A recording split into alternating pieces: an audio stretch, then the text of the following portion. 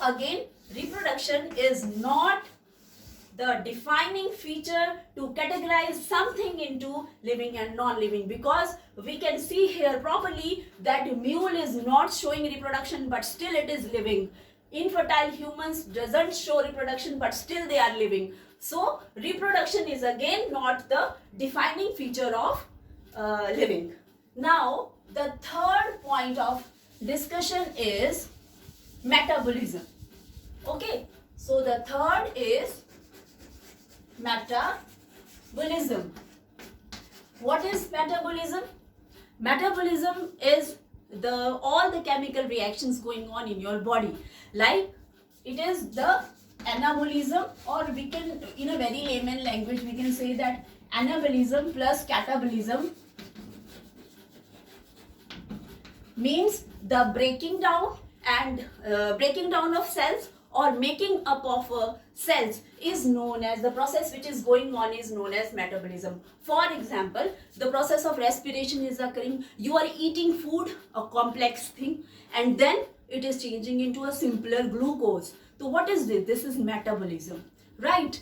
Then in chemistry language we call it as like where energy is released. We call it as like exothermic reaction, endothermic reaction. That is non-living thing, right? But when we talk about living thing, we are using the word metabolism. When metabolism is used, means we are talking about something living. Now the point is, metabolism is anabolism and catabolism. For example, the processes like respiration, digestion, okay, breathing, all these are the processes which show certain kind of metabolism. Now how metabolism is metabolism a defining feature to identify something as living or non-living or not? Now can you see a mountain breathing? Can you see any alive or can you see anything which is not living doing respiration, digestion or breathing? No non-living thing shows the process of metabolism, right? Only the living things shows the process of metabolism. So we can say that only living things shows the process of metabolism. So metabolism is the defining property of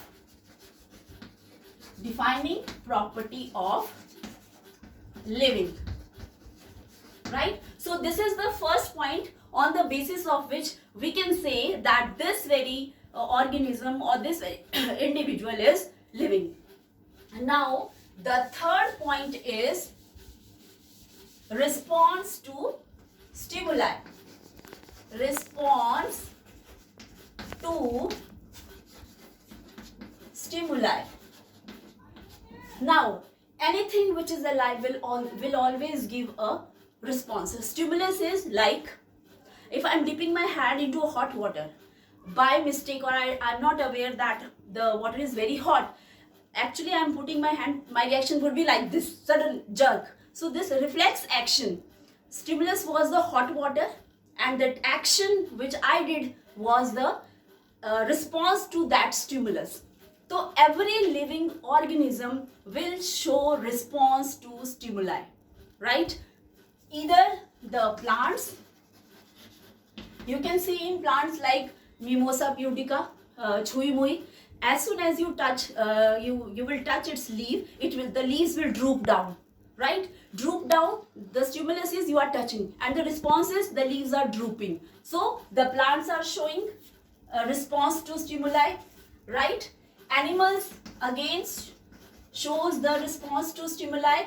There are certain fishes, there are certain animals, they all are having their own defense mechanism to save themselves from the enemies, right? Again, animals also, humans are also having the same, right? And now, do the non-living thing respond to stimuli? No.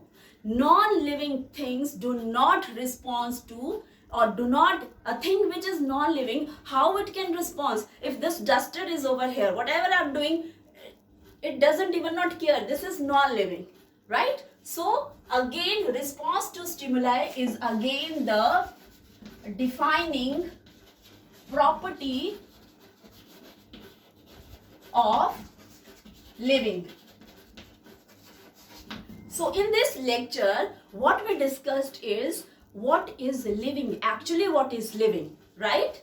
So in a nutshell, we can say that living is which give response to stimuli, okay? And second is it shows a certain kind of metabolism. So these two are the defining features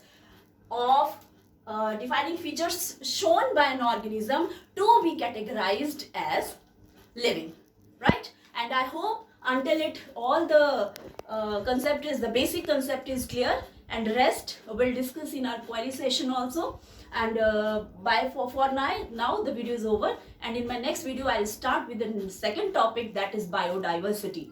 Thank you, class.